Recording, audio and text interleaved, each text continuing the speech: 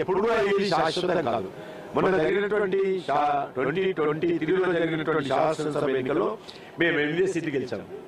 మళ్ళీ 24కి వచ్చేసరికి 4-5 నెలల తర్వాత మనకు పూర్తి స్థాయిలో 57 సీట్లలో బీజేపీ లీడ్ వచ్చింది. 16 మజ్లిస్ తీసేస్తే 16 సీట్లలో 8 సీట్లు మేము గెలిచాము. కాబట్టి ఖచ్చితంగా ఆ తర్వాత జరిగినటువంటి మళ్ళీ ఎమ్మెల్సీ ఎలక్షన్స్ వచ్చాయి. టీఆర్ఎస్ గెలవలేదు, బీజేపీ గెలిచింది, కాంగ్రెస్ కూడా గెలవలేదు. కాబట్టి ఒక్కొక్కసారి ఒక్కొక్క రకమైనటువంటి పరిస్థితులు వస్తాయి. మేము ఎమ్మెల్సీ ఎలక్షన్స్లో కూడా 2కు 2 సీట్లు తెలంగాణలో 50% గ్రామాలలో ఉన్నటువంటి టీచర్స్ కానీ పట్టభద్రులు కానీ ఓటేశారు. దాంట్లో ఆ 2కు 2 సీట్లు బీజేపీ గెలిచింది. కాబట్టి ఈ ఎలక్షన్స్ అనేటువంటిది ప్రత్యేకమైనటువంటి పరిస్థితుల్లో జరిగినటువంటి ఎలక్షన్స్. మాకు మొదటి నుంచి కూడా బలహీనంగా ఉన్నటువంటి ఏరియా, అక్కడ ఉన్నటువంటి అనేక సామాజిక పరిస్థితుల్లో మాకు ఏమాత్రం బలం లేదు. ఎన్ని ఓట్లని తెలియదు నాకు కూడా, నేను ఎప్పటికీ తిరుగుతున్నాను.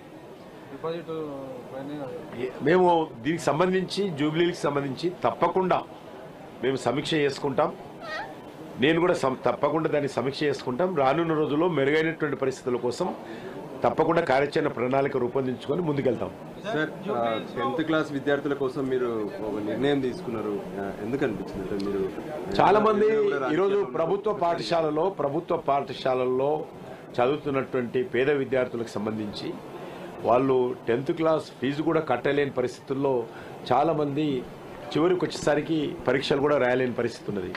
నాకు మా జిల్లా డిస్ట్రిక్ట్ ఎడ్యుకేషన్ ఆఫీసర్ నా దగ్గరకు వచ్చి ఈ రకమైనటువంటి ఇబ్బంది ఉంది, మనం ఏదైనా చేస్తే బాగుంటుంది సార్, చాలామంది పిల్లలు ఆ యొక్క ఫీజు కూడా కట్టలేకపోతున్నారంటే నేను ఏమాత్రం ఆలోచన చేయకుండా మొత్తము నాకు సంబంధించినటువంటి శాలరీ అకౌంట్ నుంచి వెంటనే జిల్లా కలెక్టర్ గారికి ఉత్తరం రాసి ఆ యొక్క డబ్బంతా కూడా మేము భరించాలని నిర్ణయం తీసుకున్నాం. దీని కారణంగా కొంతమంది విద్యార్థులకైనా సరే లాభం జరిగితే జీవితంలో అంతకంటే వేరే సంతోషం ఉండదు. ఎంతమంది విద్యార్థులు అవుతున్నారు సార్? ఆల్మోస్ట్ 6,000 మంది విద్యార్థులకు ఫీజు కడుతున్నాం మనం. 6,000 10th క్లాస్ చదివేటువంటి విద్యార్థులకు నా శాలరీ అకౌంట్ నుంచి నేను ఫీజు కడుతున్నాను. ప్రభుత్వ స్కూళ్ళలో ఉన్నట్టు all government schools in my constituency, all government స్కూల్స్లో చదివేటువంటి మతాలతో కులాలతో సంబంధం లేకుండా అలా మెజార్టీ పిల్లలు రకరకాలుగా ఉన్నప్పుడు కూడా మేము అందరి పిల్లలకు సంబంధించినటువంటి ఫీజు నేను కడుతున్నాను.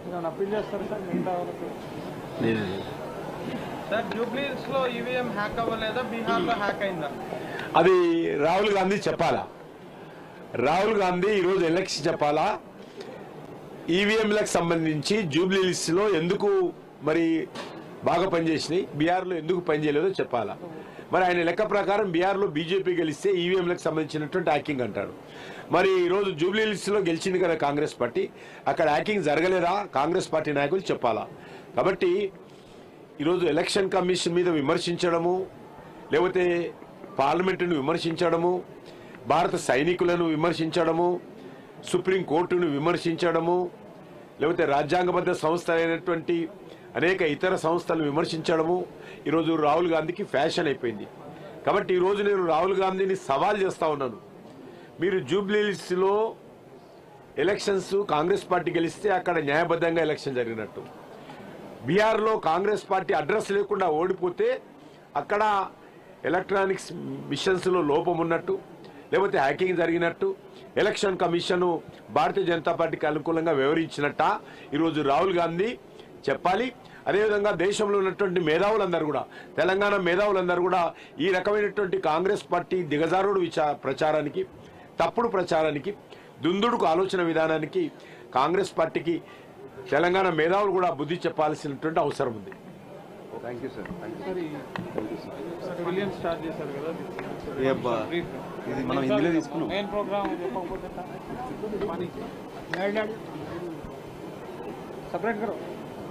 ఈరోజు ఢిల్లీలోని భారత మంటపంలో జరుగుతున్నటువంటి ఈ యొక్క ఎగ్జిబిషన్లో మా యొక్క మైనింగ్ మినిస్ట్రీ, మా యొక్క కోల్ మినిస్ట్రీ రెండుకు సంబంధించినటువంటి అనేకమైనటువంటి స్టాల్స్ ఏర్పాటు చేశాము.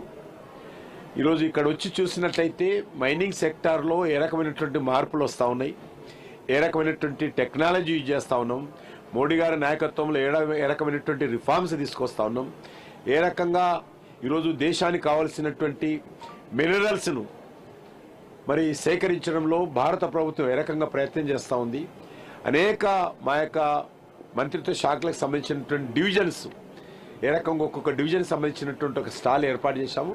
కాబట్టి అందరూ కూడా వచ్చి చూడాల్సిందిగా నేను కోరుతా ఉన్నాను.